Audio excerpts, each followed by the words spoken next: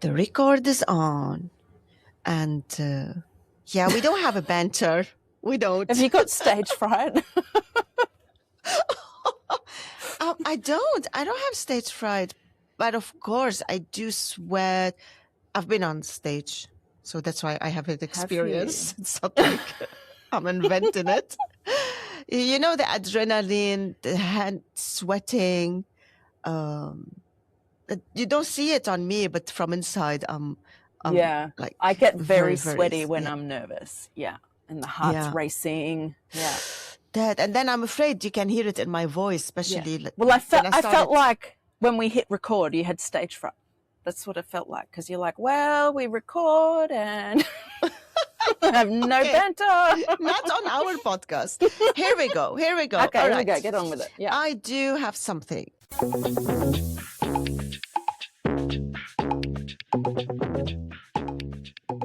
Welcome to the Rosie and Roula Show. Marhaba. G'day. Let's go into the seriousness. 3 minutes of rambling. Yeah, let's go. We have made a couple of episodes about talking about women who want children or don't want children. And I have experienced something that a person, she's in her mid-40s and pregnant of her first child. But the person, the partner, who's not officially a partner, doesn't want to be a father because he already have children and he has also a child with disability. So he's not in a place where he wants to have a baby. And this brought me to the thought of, when are we considering what men want? Because they're not good in expressing their emotions like we do.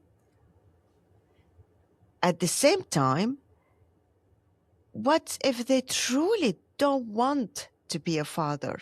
And yes, we can go into, they could have used a condom, they could have prevented it, and all the responsibility and the accountability that they have. Okay. But these things happen. Yes. Yeah. Okay. And before they happen, I want to talk about the before, not the after. Before they happen, yeah, I really wonder how candid are men in their conversations about wanting to have a child or not. I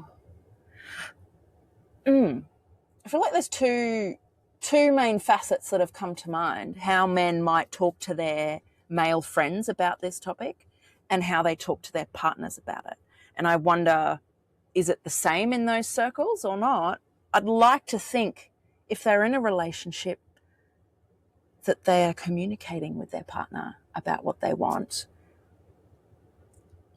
But I don't know, like, you've had children, you've had 4 kids. How have you navigated these conversations? I have 3. I have 3 kids. Why did I say 4? Fuck, don't have 4, you've got 3, sorry. Why did I say 4? I don't know, mystery child. Tilly, what are you doing, Dal? Okay, so I would like to think that men have open conversations about it with their partners. I think a healthy relationship, that would happen. But I also wonder if men feel a lot of pressure, because it's often seen as women, you know, we're very maternal and it's considered natural for women to want children at a certain stage in life. And do men feel the pressure to just give their partner what they want, even if perhaps they don't really want kids or they're not sure?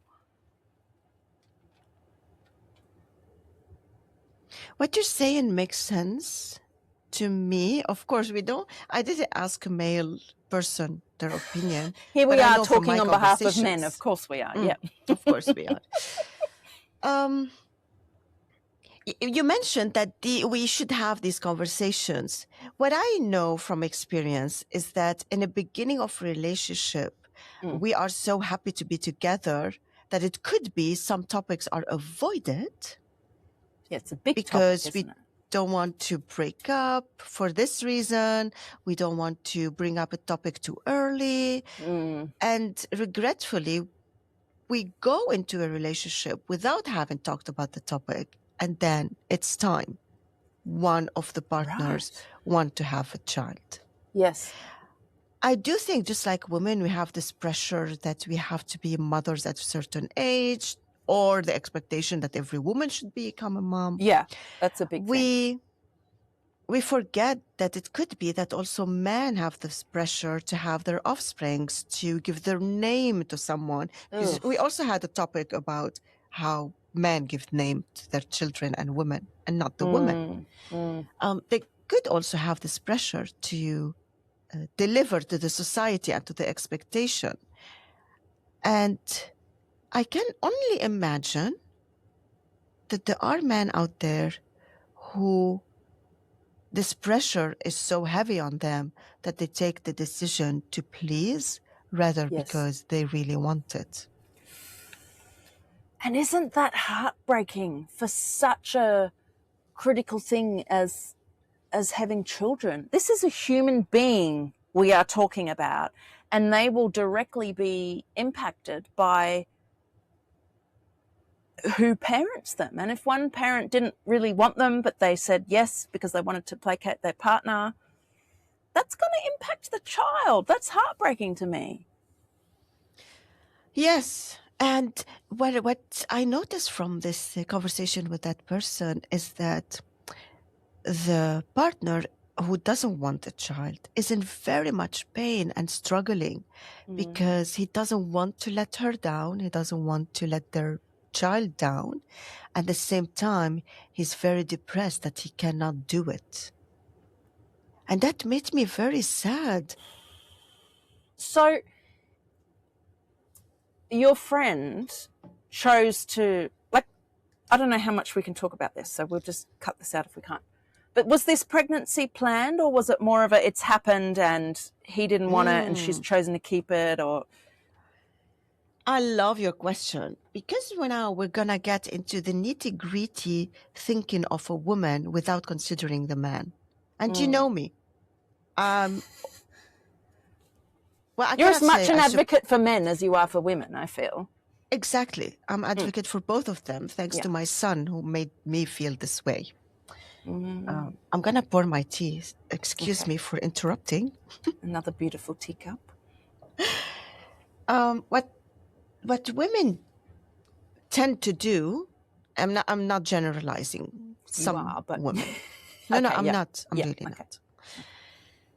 not. When we get to a certain age, we use it as the main reason and the main excuse to get pregnant. Because I'm getting old, this is my chance now to have a baby, and if I don't, I'm going to lose this chance. And then they decide to get pregnant without really considering the relationship they're in.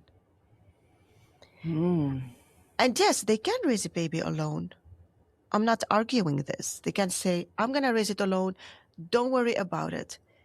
But are we totally neglecting the emotions of this partner who also put on earth a child from his own flesh and blood?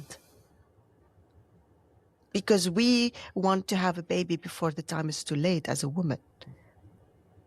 Oh, I feel so underqualified to talk on this. I really do. I'm just sitting here going, oh my God. Because it's so easy to just judge and fling these statements around like, oh, you know, be responsible. You can't just go in making decisions like that. But it's more complicated than that. And there is this biological clock and there is that pressure that just is. I think if I were to deny that, I would be lying. There is. And now, you know, I'm 34 now and I've come to, yes, people can get pregnant after 34, but I've kind of come to a place in life where I'm like, well, I'm not going to have kids. And I'm okay with that. Like, whereas in my early 20s, honestly, Roula, I was like, I want kids. And this was a conversation I had with my partner at the time.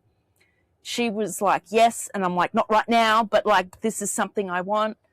And then several years in, she said, oh, I lied. I actually don't want that. And to me, I was quite cross because she hadn't changed her mind. She lied. It's okay to change your mind. Of course it is. Anyway, I don't know why I'm going down that path. No, it's a great example. It ties into... Because she probably felt the pressure. I want this relationship. My partner wants kids. I don't really, but I'm going to say yes because I don't want it to end yet. That's probably something. Yeah.